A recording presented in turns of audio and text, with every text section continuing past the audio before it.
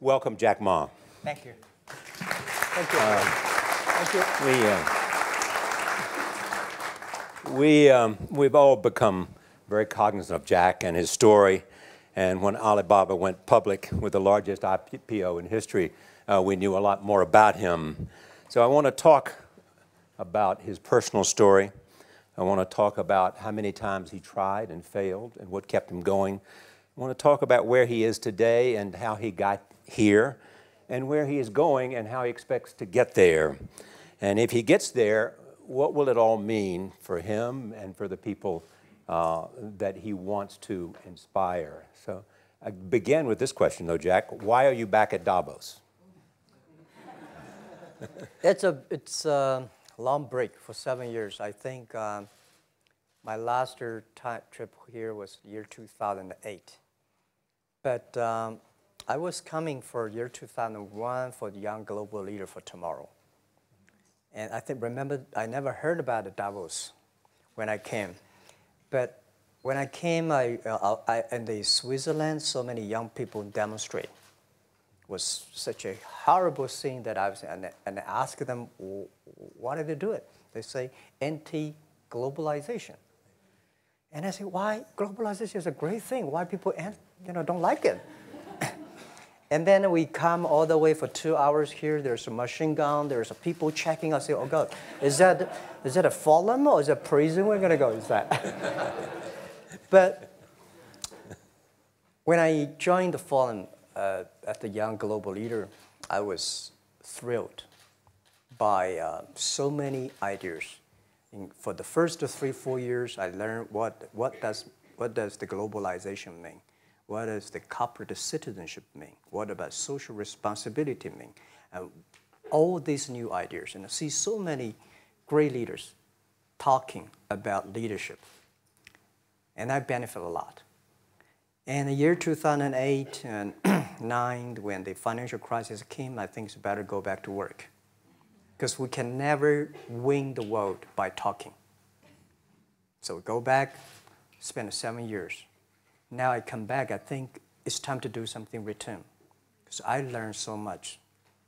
Let's talk 12 about years that. ago. So why I should not talking to the young global leader of today, sharing with them how we've gone through. Okay. So that was the thing. Let's start with where you are today. Just how big is Alibaba?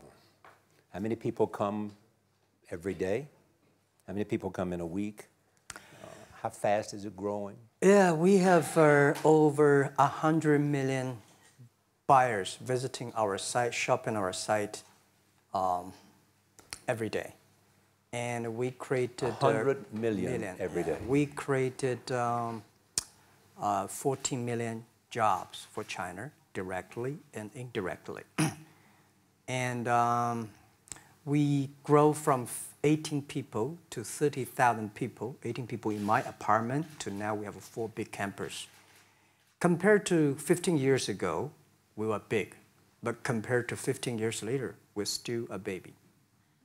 And how big will you be 15 years from now? I think 15 years ago, I told my team that 15 years, in the past 15 years, we grow from nothing to this size. And 15 years later, I want people to know about Alibaba, know Taobao, because it's already everywhere. I want 15 years ago when we talk about what is e-commerce, why small business can using this e-commerce, this internet, can do business across the nation. And I hope 15 years later, people forget about e-commerce because they think it's like electricity. Nobody thinks it's a high tech today. Now, this is something that I don't want 15 years later. We still walk on the street talking about why and how e-commerce can help people. Talk about the IPO. Did it exceed your expectations? Well, it's a pretty small IPO, 250. Yes. Yeah. The largest IPO in the history of Wall Street. We raised. And number 2 was a Chinese bank. Thank you. I remember year 2001. We went to raise some 5 million, 3 million venture capitalist dollars in the USA, and got rejected. And I say we come back raising a little bit more. But I think, what we think more about is for $25 billion, how we can spend the money efficiently, because this is not the money, this is the trust from the world, the trust from those people. They want you to do better jobs to help more people. They want to have a good return. So I think gives me more pressure, because when our market cap is bigger than IBM, for a certain day we're bigger than Walmart.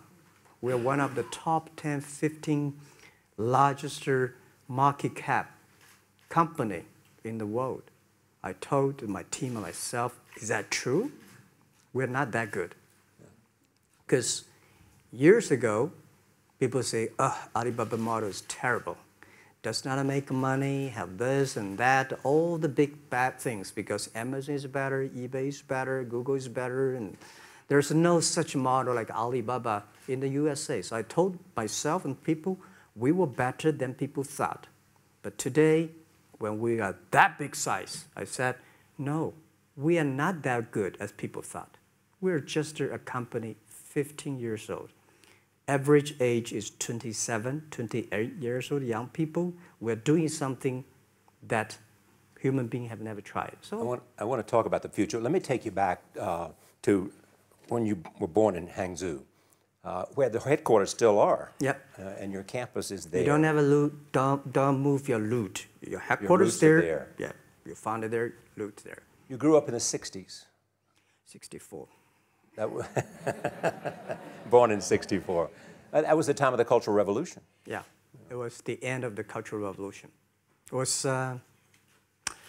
well, my grandfather was a tiny landlord, was considered, after liberation, was considered to be a bad guy. So I was, I know how tough it was when I was a kid. You tried to get into 3 colleges. Mm-hmm. Each time they rejected you. No, I tried. There's examination that young people, if you want to go to university, you have to take the examinations. So I failed 3 times. Right. But a lot of fail. I failed for funny things that I failed a key primary school test for 2 times. And I failed 3 times for the middle schools. And you will never believe in Hangzhou, my city, there's only 1 middle school that lasts only 1 year. It was changed from primary school to middle school because our graduates of our school, no middle school accept us because we were too bad. Yeah. They would become a middle school. What effect did it have, though, being rejected? Well, I think we have to get used to it. We're not that good. Even today, we still have a lot of people reject us. I think when I graduate from universities, and before I, for 3 years, I tried to fill in the universities. So I applied jobs for 30 times, got rejected. I went for a police. They said, no, you're not good. I went to even the KFC. When KFC came to China, come to my city, 24 people went for the job. Yeah. 23 people were accepted. I was the only one guy. And we went for police. 5 people, 4 of them accepted. I was the only guy that I received it.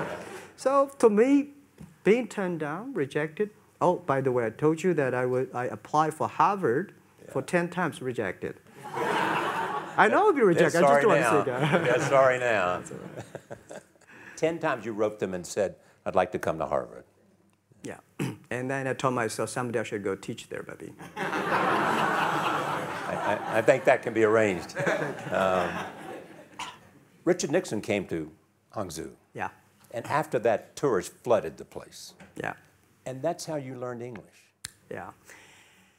I really like I don't know why, at 12, 13 years old, at that time I suddenly fell in love into the language, the English.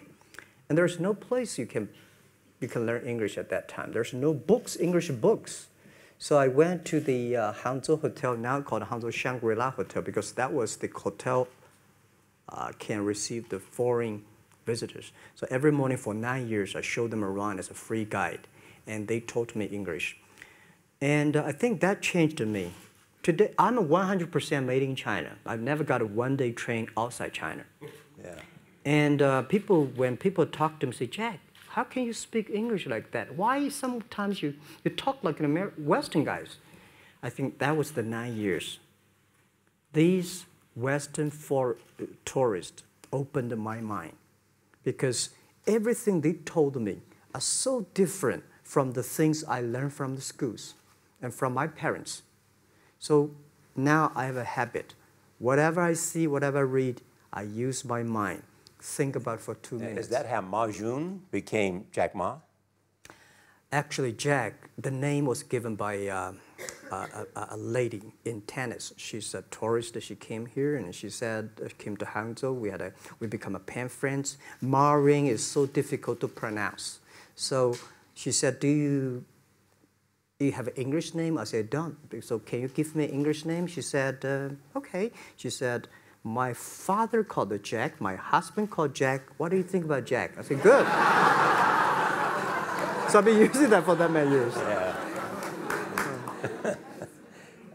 First visit to America, 1995? 1995, yeah.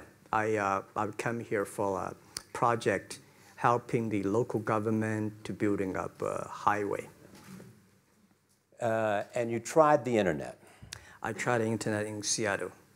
And in a building called the USA Bank. I don't know whether the USA Bank is still there or not, but it's a building. And my friend opened a small office, which is like only 10% bigger than this room. And there are a lot of computers in there. And he said, Jack, this is internet. I asked, what is internet? He said, search whatever you want. At that time, they used Mosaic, very slow, right? Yeah. And I said, I don't use it. I don't want to type because computer is so expensive in China. If I destroy it, yes, I cannot pay. He said, just to search it. So I searched the first word, beer. I don't know why, because it's easy to spell, baby. And I see beers from Germany, beers from USA, beers from Japan, but there's no beer from China. And I say, okay, type the second word is China. No data. Nothing. Nothing. And I said, 1995. 1995. No data about China. So I talked to my friend. Why not make something about China? So we made a small, very ugly-looking page called China. It's something like I did a translation agency. We listed on there. It was so shocking. We launched at 9:40 in the morning. 12:30, I got a phone call from my friend. He said, Jack, you got 5 emails. I said, what is email? And they say, these are the things. So people so excited. Where are you? This is the first time I see a Chinese website on that. How can we can we do something together? So I think this is something interesting. So we should do it. Why did you call it Alibaba? Alibaba? Well, when I started, I think internet is global. We should have a global name. And a name that, interesting, like at that time, the best name is Yahoo. Right?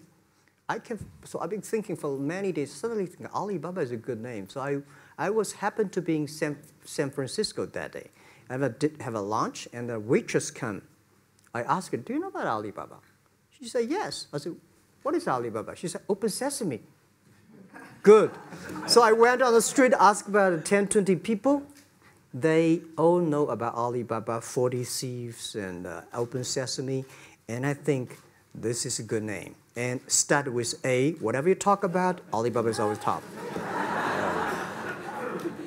You have said before that in creating Alibaba, you had to create trust.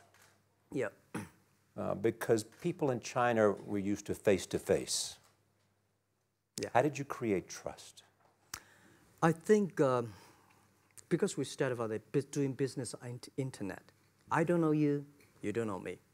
So how can you do things online unless you have trust? So for e-commerce, the most important thing was trust. I think when I first went to USA for raising money, talk to the venture capitalists, a lot of people say, oh, Jack, no. China doing business by the guanxi. How can you do business on internet? And I know that without the trust system, the credit system, it's impossible to do business. So in the past 14 years, everything we do is trying to build up the trust system, the record system. Well, Charlie, you know, I'm so proud today when I talk to the young. Today in China and in the world, people don't trust each other. The government and people and media and everybody think, this guy's cheating. But because of e-commerce, we finish 60 million transactions every day. People don't know each other. I don't know you, I send products to you. You don't know me, you wire the money to me. And I don't know you, I give a person a package, I don't know him. He took something to cross the ocean, cross the river, and send. This is the trust. We have at least 60 million trust happening every day. But you created it by creating an escrow account in the beginning. Yep. You know, and so you keep the money until they got the product. Yeah. And then you release the money. That's true. I mean, the escrow service is about Alipay. You know, this idea, I would love Davos, because it was a big decision. Because for first 3 years, Alibaba is just like e-marketplaces for information. What you have, what I have, we talk a lot of time, but don't do any business. Because there is no payment. I talked to the banks. No banks want to do it. Banks say, no, this thing never work. So I don't know what to do. Because if I start to launch a payment system, it's against the financial legal laws. Because you have to have a license. But if I don't do it, e-commerce will go nowhere. So then I went to Davos. I listened to a leadership discussion. Leadership is about responsibility. And after I listened to that panel, I give a call to my friends, my colleagues in my apartment, say, do it now, immediately. If something wrong, the government not happy about that, if one body has to go to the prison, Jack might go to the prison. Because it is so important for China, for the world, to build up the trust system. And if you did not do it, I said, and do not do it properly, stealing money, money wash, no trust record, I send you to the prison. That was the thing. And people don't like it. So many people I talked to at that time for Alipay, they say, this is the stupidest idea you have ever got. But I say, I don't wear the stupid clever as long as people use it. Now we have 800 million people using this Alipay. Stupid things, if you do it better, is better. Alipay is a privately held thing. It's not part of Alibaba. No, it's a private. Let me talk about money for a second. Yeah. You have never gotten money from the Chinese government? No. None. I want it at the beginning, and later I don't want it, because I think if the company always think about picking money from out of the government pockets, that company is rubbish. Think about how can you make money from the customers and market and then help customers succeed. That's our philosophy. No money from Chinese banks? No. No. At that time I want, and now they want to give me, I don't want it. Yeah. All right. Your relationship with the government. Mm-hmm. Yeah. What's your relationship? I mean, if they didn't here's what some say, that you have existed in an environment that's not, they have restricted competition for you. And that's a pretty good thing to do for a private company. Yeah. I think the relationship with the government for us is very interesting. For the first 5 years, because I've been working as a part-time jobber for a government organization called Ministry of Foreign Trade, 1997, for 14 months. And I learned that you should never rely on government organization to do e-commerce. And I started a business. I told my people and team, in love with the government, don't marry them. Yes. Respect them. And a lot of people say, well, government officers talking about internet, the censorship and this, that, and they worry about. I think it's the opportunity, it's a responsibility talking to them, tell them how internet can help. So you tell them we create jobs. Oh yeah, I think a lot of people debate and fight against them. And in the first 12 years, anybody come to my office, I sit down talking to them, how we can help economy, how we can create jobs, why China will improve by the internet. I think because internet that time is new to any government. And if you convince somebody, and you have the chance. So today I'm very talkative. That probably, this is why I talk to so many people. So, I mean, if the government comes to you and asks you to do something for them. Mm-hmm. Normally, when government comes say, Jack, can you do this project? I say no. I say no. I can introduce some friends who are interested in doing that for you. But if they continue to want me to do it, I say, okay, I do it, but I don't charge. I hope next time don't come to me again. But recently, we help some government organizations do it. For example, every Spring Festival, the train ticket is so difficult. Hundreds and thousands of farmers work in the cities. In the Spring Festival, they go to the hometown. But when they order tickets on the other way, the whole system crashed for 5 years. So I told my young people, go support them. Don't charge anything. Because I don't want to see millions of farmers go back to city and they cannot buy the tickets. So it's something that it's not for money. It's something it's not for the government. It's for the millions of people. They can buy tickets in the snowy night and they don't have to wait. They just use mobile phone, online, they get ticket. One way stop along the route to where you are in that big IPO was Yahoo. Jerry Yang gave you invested $1 billion. Yeah. $1 billion. Yeah. It turned out to be a pretty good investment for Yahoo. Yeah. But one time after another, you raised this money on your own outside of China with investors. Mm-hmm. Yeah, I'm very thankful for all the investors because 1999, year 2000, and even at the Yahoo time, a lot of people say this Jack is crazy. He's doing something that we don't understand. A lot of venture capitalists give you money because there is such an American model already there. But they say, Alibaba, we don't see this kind of model, right? They say Jack's crazy. Yeah, this is crazy guy. I mean, I remember my first time in Time magazine, they call me Crazy Jack. And I think crazy is good. We are crazy, but we're not stupid. We know what we are doing, but if everybody agree with me, if everybody believe our idea is good, we have no chance. So that's the money we raised, we're very thankful. So when our investors make a lot of money, I feel proud and honored. As you know, in the United States, issues have risen about privacy. Yeah. Google and Apple, and questions of whether the government should have access to files. How do you handle that if the Chinese government says you know a lot about people? Mm-hmm. You have transactional relationships with lots of people. Mm-hmm. And they say, we want to see your files. Well, so far, I don't have this kind of problems from Chinese government. And I told them, any government, if you come here for the national security, anti-terrorist, well, anywhere, anti-terrorist, we work together.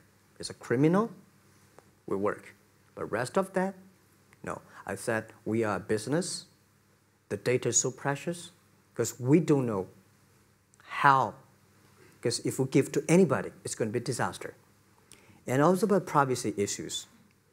I think, just like hundreds of years ago, people say, I would rather put money under my pillow rather than put in the banks. But today, banks, they're special. They know how to protect money much better than you do. Privacy issues, all these kind of securities, today, we may not have the solutions. We don't have the answer. But I believe our young people have the solutions. In the next 10, 20 years, there will be breakthrough on that. And I'm fully confident on that. Your life is a testament to the idea that nothing is impossible. That if somebody says no, you say it's just the beginning. Where does that come from? Well,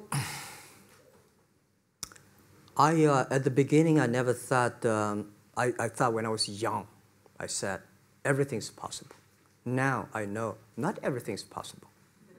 When you have something, you have to think about, you have to consider about the others. You have to consider about the customer, society, your employees, your shareholders, society. There are so many things that I think if you continue to work hard, there's possibility.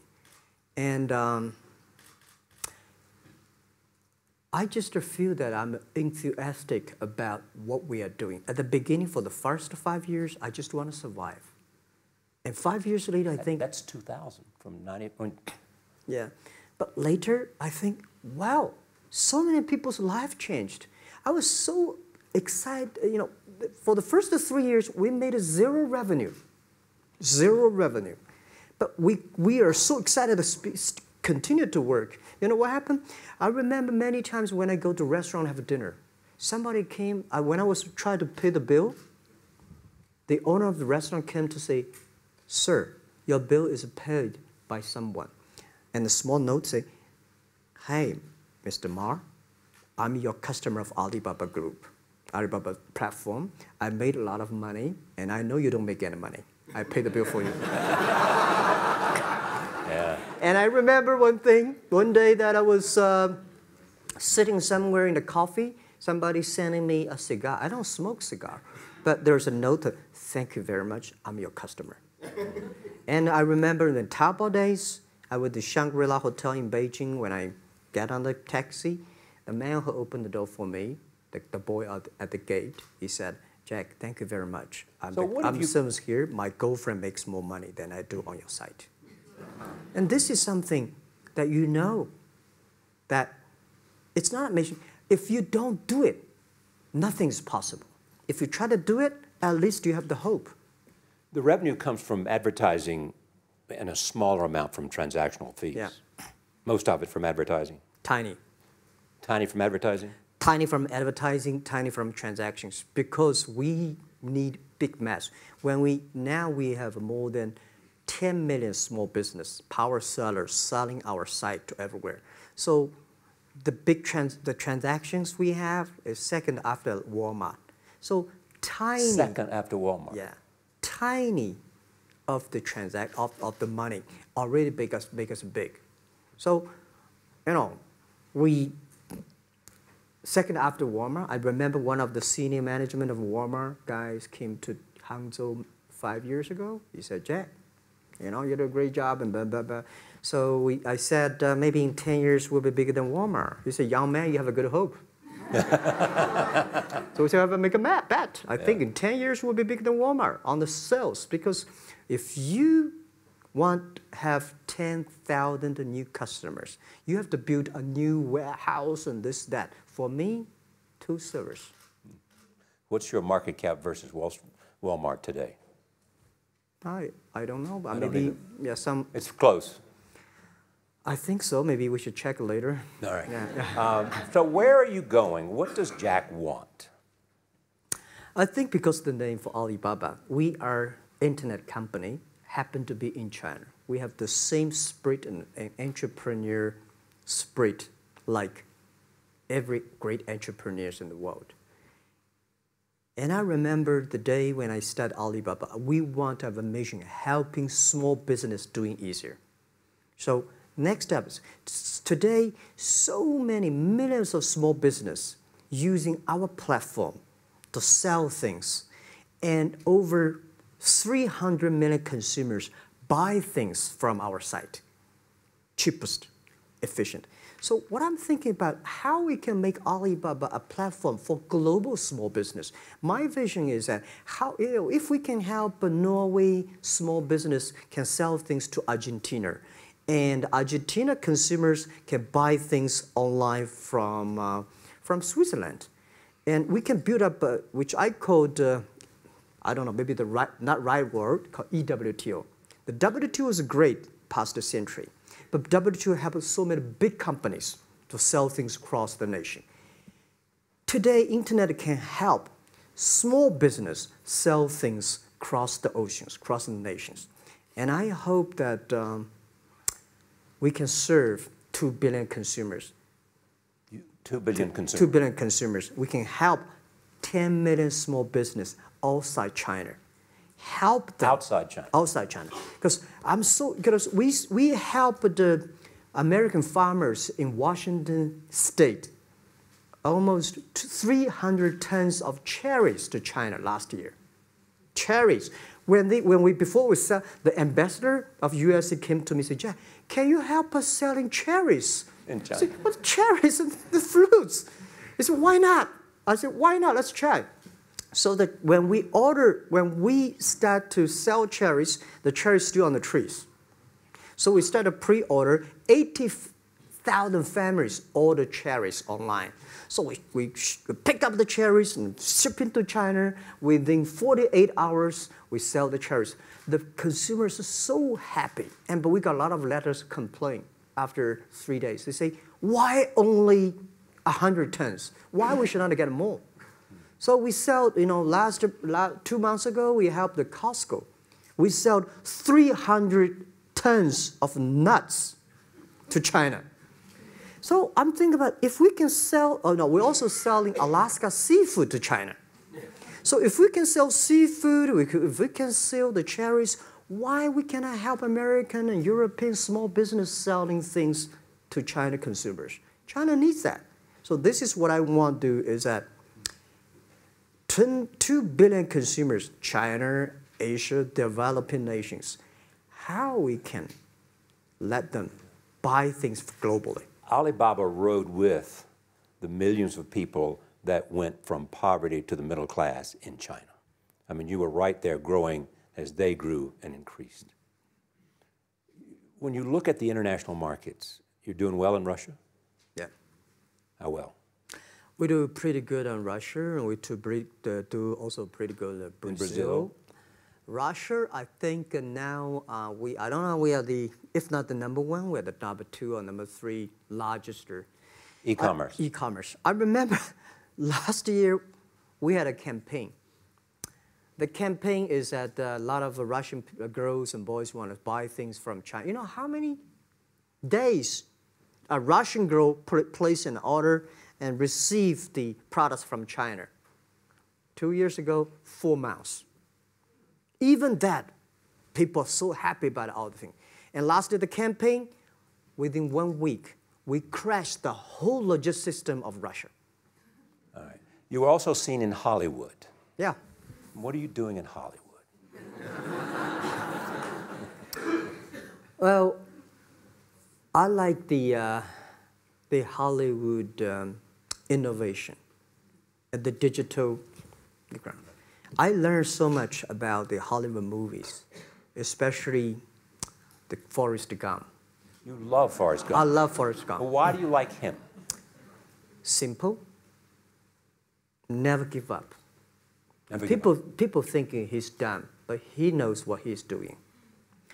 And I was very depressed the day, year 2002 or 3 in the States, when a bit earlier than that. I was very depressed when I could not find out a way for the internet. And then I watched the movie in my friend's home, Forrest Gump. When I see him, I think, this is the guy we should learn from. Believe what you're doing, love it, whether people like it, don't like it, be simple. And like the word, life is like a box of chocolate. You never know what you can get, right? I never know I would be here talking to you and talking to Charlie Rose. I never know. But today I made it. I told my people in my apartment 15 years ago, guys, we have to work hard, not for ourselves. If we can be successful, 80% of the young people in China can be successful. We don't have a rich father, powerful uncle. We don't have $1 from bank, 1 cent from government. Just work as a team. So what do you worry about? I worry about it today. Young people, a lot of young people lose hope, lose vision, and start to complain. Because we also have the same period. Because when I got, it's not a good feeling being rejected by so many people. We also depressed, but at least later we find that the world has a lot of opportunity. How you see the world, how you catch the opportunity. So, in the Hollywood gives me a lot of inspiration. You know? But you were out there for business. You were out there because you want to make movies and sell them. I want to make the movie for business-wise. We are e-commerce company. We have a lot of products that need logistic.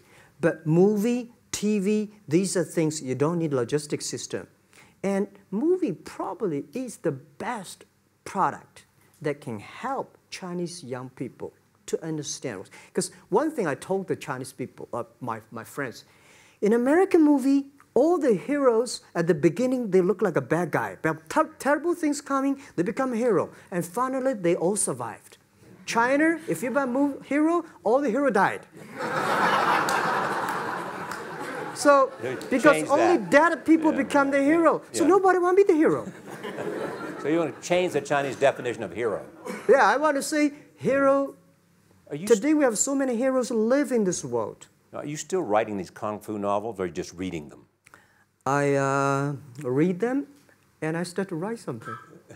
I think it's fun. The kung fu is something you start to think about something that you cannot do. But if you have some luck, if you continue to practice, if you got a good master, if you're a good team, you get expert. So at least to make me, when I'm busy, when I'm tired or frustrated, I read kung fu books. And You also travel with a Tai Chi. Am I saying that right? A trainer. Trainer. Tai Chi? Tai Chi. Tai Chi. Tai Chi, yeah. What does that do for you, other than keep you in good health? I love Tai Chi. Tai Chi is a philosophy about yin and yang. Yeah. Tai Chi is about how you balance, how you work, like a competition. People say when I compete with eBay, say, you hate eBay. No, I don't hate eBay. It's a great company. You know, they come, I go. You know, Tai Chi is like, you fight here, I go over there. You put it on the top, I go to down, right? So it's a balance, right? You are heavy, I'm small, you know.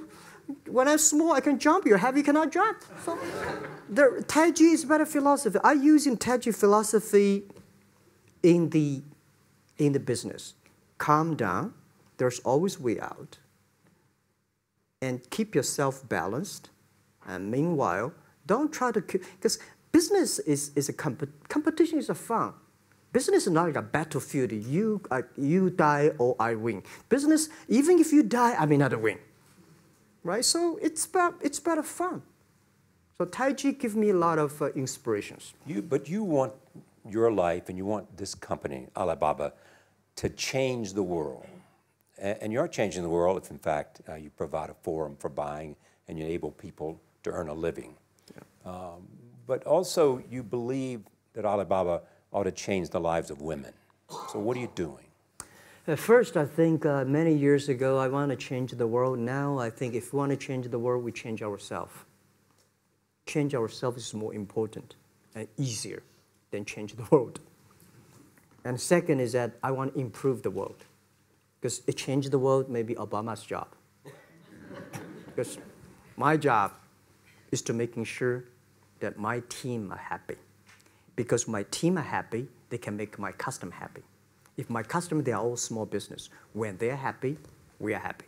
About women, one of the secret source for Alibaba's success is that we have a lot of women.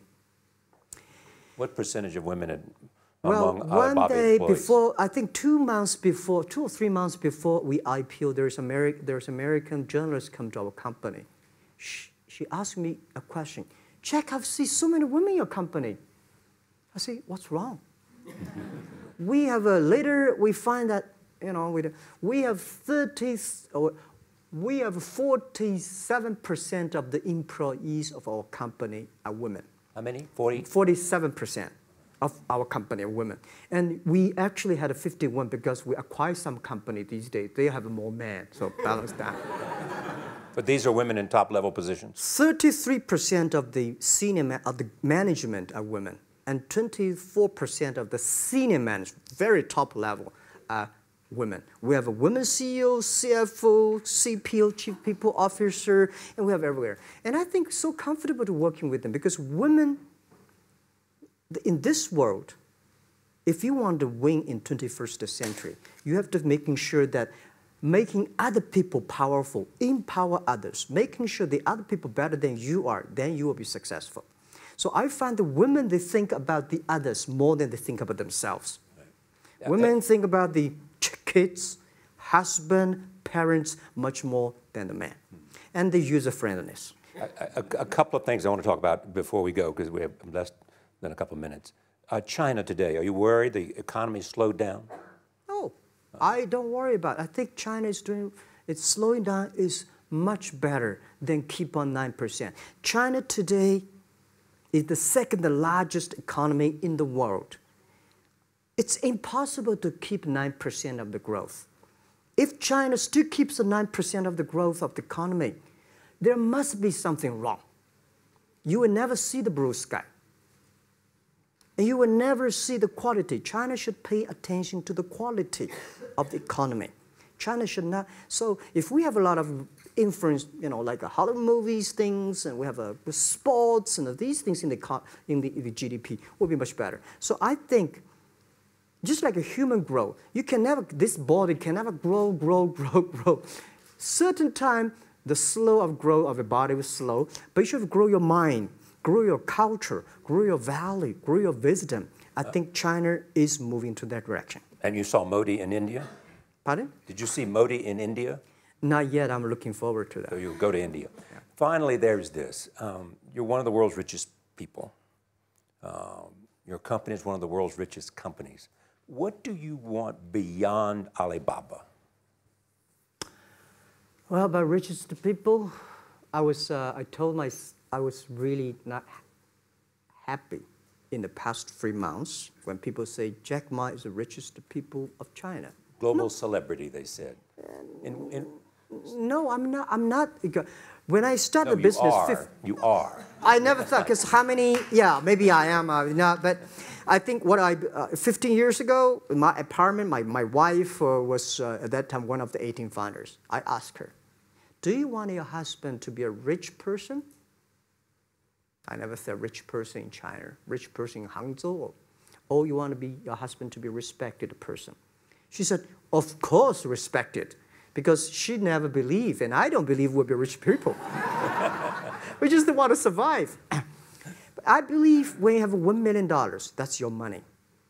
When you have $20 million, you start to have a problem. You worry about inflation, which is stock to buy and this, that, had it come. When you have $1 billion, that's not your money. That's the trust society gives on you. They believe you can manage the money, use the money better than the government and the others. So I think today, I have the resources, do more things. With the money we have, with the influence we have, we should spend more time on the young people. And I would say, someday I'll go back to teach, go back to school, spend time with the young people, and sharing with them what I done. So the money is not mine. I just happily and having these resources, then I want to do a better job. Just tell them your story. Yeah, tell them the story and tell them that if Jack, I don't think in this world there are a lot of people be rejected more than 30 times. If we, the only thing we never give up, the only thing we're like a Forrest Gump, we keep on fight. We keep on changing ourselves. We don't complain. Whether you were successful or not successful, I find that people, when they finish the job, if they make the mistake, if they fail, if they always complain the others, this guy will never come back. If the guy only check himself, yeah, something wrong with me here, something wrong with me there, this guy has a hope. Jack, on behalf of everybody in this audience and a television audience around the world, thank you for taking your time to be with us. Thank you, Ray. Thank you. Thank you. Thank you. Thank you so much, Rob.